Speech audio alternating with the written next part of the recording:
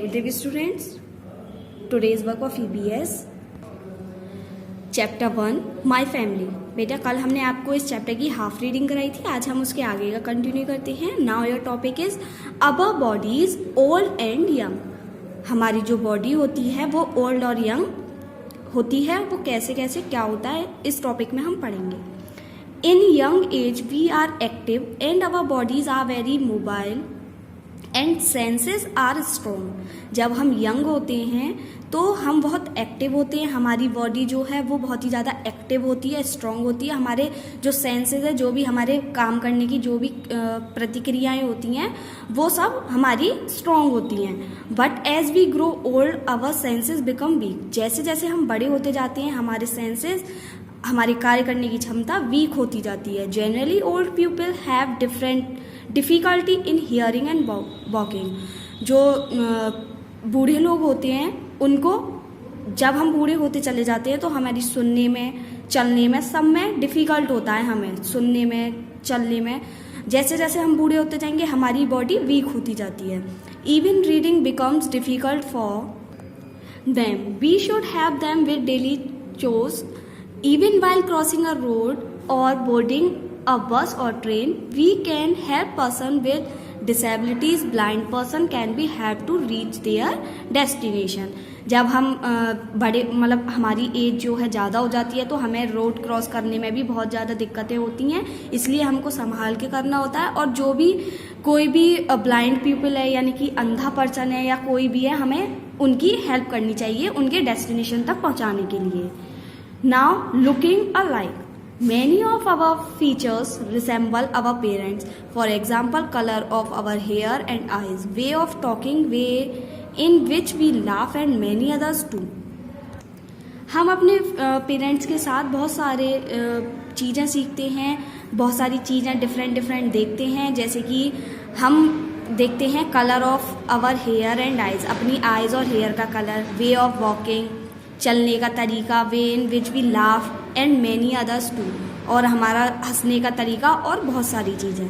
Not only our external qualities but also our internal qualities usually match with some other members of our family.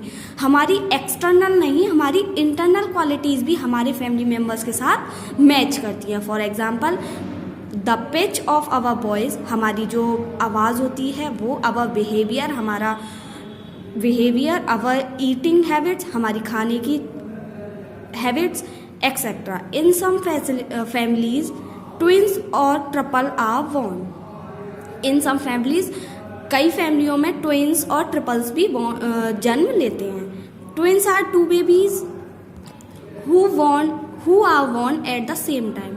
Twins जो होते हैं वो दो babies जब एक साथ बॉर्न होते हैं, जन्म लेते हैं, तो एक ही टाइम पर जब दो बेबीज जन्म लेते हैं तो उनको हम क्या बोलते हैं? Twins. Sometimes twins share the same features and resemble each other. कई बार क्या होता है कि जो ट्विंस होते हैं उनकी सेम फीचर्स होते हैं और वो एक दूसरे के साथ रिसेंबल होते हैं। We say that they are identical twins.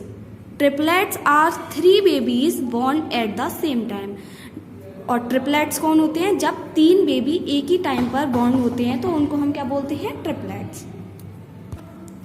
Are there any twins in your family? क्या आपकी फैमिली में भी कोई ट्विंस हैं? अगर हैं तो यस, नहीं है तो no. Describing relationship. A person in a family has different relations with different families members. Some relationships has been shown below. Study them carefully. जो पर्सन्स होते हैं फैमिली में उनके डिफरेंट रिलेशन होते हैं फैमिली मेम्बर्स के साथ। तो जो नीचे रिलेशनशिप का चार्ट दे रखा है उसको अच्छे से देखिए और इसके बारे में स्टडी कीजिए। ये देखिए, ग्रैंड मदर, ग्रैंड फादर, इनके लिए जो बच्चे होते हैं वो उनके ग्रैंडसन और ग्रैंड डॉटर होते हैं। मदर फादर के लिए सन और डॉटर होते हैं। अंकल और आंट के लिए नेफ्यू और नीज होते हैं। नेफ्यू भतीजा और भतीजी। How many members are there in your family? आपकी फैमिली में कितने मेंबर्स हैं? काउंटिंग लिखिए। Write their names and relationships that you share with them. आप उनका नेम लिखिए और उनके साथ रिलेशनशिप लिखिए जिसके साथ आप अपनी सारी चीज़ें शेयर करते हैं। जैसे यहाँ लिखिएगा अपनी यहाँ अपनी मदर का नेम, जैसे कि मदर हैं तो मदर के साथ आपका मम्मी का नाम लिखिए यहाँ, और उनके साथ आपका क्या रिलेशनशिप है। मम्मी जो होती हैं वो तो मदर ही होती हैं, तो मदर का नाम लिख के यहाँ आपने उनका रिलेशन लिखिए। फादर का नेम लिख के उनका रिलेशन लिखिए। तो ऐसे ही आप इसको फिल कीजिएगा। Sharing feelings. Often in families you must have seen children being close to their grandparents. आपने देखा होगा फैमिलीज में जो बच्चे होते हैं वो अपने ग्रैंड पेरेंट्स से बहुत ज़्यादा क्लोज होते हैं। You must be also close to them. Among us all our family members, we sometimes admire someone special and feel close to him, her. We even try to be like that member. This could be due to their good behavior, knowledge, or the way they deal with us. So whenever we feel loved and care in a special way, we share our feelings with that person. When we are sad or we want something, we always approach them. Sharing feelings क्या होता है? जब हम अपनी feelings को किसी के साथ शेयर करते हैं, किसी को बताते हैं, तो हम अपनी फीलिंग्स को कब शेयर करते हैं? जिसके साथ हमें बहुत ज़्यादा अच्छा लगता है, जिसके साथ बहुत ही ज़्यादा स्पेशल फील होता है, हम उसको अपनी सारी फीलिंग्स बताते हैं। मोस्टली फैमिलीज़ में जो बच्चे होते हैं वो अपने पेरेंट्स के साथ अटैच होते हैं। वो अपनी सारी फीलिंग्स अपने ग्रैंड पेरेंट्स को बताते हैं, क्योंकि वो उनसे ज़्यादा अच्छे से डील करते हैं।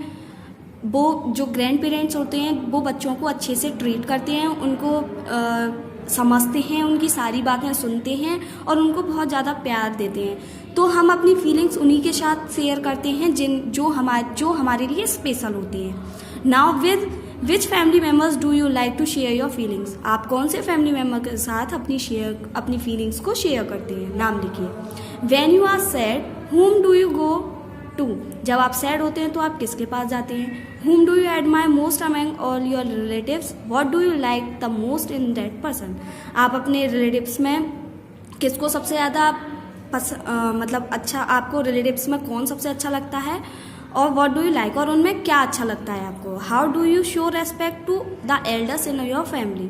आप अपने फैमिली मेम्बर्स में बड़ों को कैसे रेस्पेक्ट देते हैं, वो लिखना है आपको। Now relationship within family. We share different relation with all our family members. Some are uncles, aunts और grandpa, granny, and some our भैयाज एंड दीदीज। हमारी फैमिली मेम्बर्स में बहुत सारे रिलेशन होते हैं जिनको हम शेयर करते हैं एक दूसरे के साथ। जैसे हमारे अंकल हैं, आंट हैं, ग्रैंडपा, ग्रैंडमा और भैया, दीदी। We have special bonding with each one of them. इनमें से किसी एक के साथ हमारी स्पेशल बॉन्डिंग होती है। Our life remains incomplete without even one of them not being around us. अगर हमारे पास इनमें से कोई नहीं है तो हमारा जो लाइफ है वो इनकम्प्लीट है। We look forward to meet our relatives during special occasions like birthday and anniversaries. हम अपने रिलेटिव से कब मिलते हैं? जब कोई भी स्पेशल ओकेशन होता है, like birthday party and anniversaries. We make sure to meet maximum of our loved ones on festivals like Holi, Diwali, Rakhi, Eid and Christmas, Pongal, Guru Parv etcetera. We have great fun in their company. हम इन सब की कंपनी के साथ बहुत ज़्यादा मज़े करते हैं और हम अपने इन रिलेटिव से फेस्टिवल पे भी मिलते हैं, लाइक होली, दिवाली, राखी, ईद वगैरह पे भी हम अपने रिलेटिव से मिलते हैं। तो स्टूडेंट्स, आज आपका चैप्टर कंप्लीट हो गया है। आप इस चैप्टर की अच्छे से रीडिंग कीजिए, इसको समझिए। Thank you.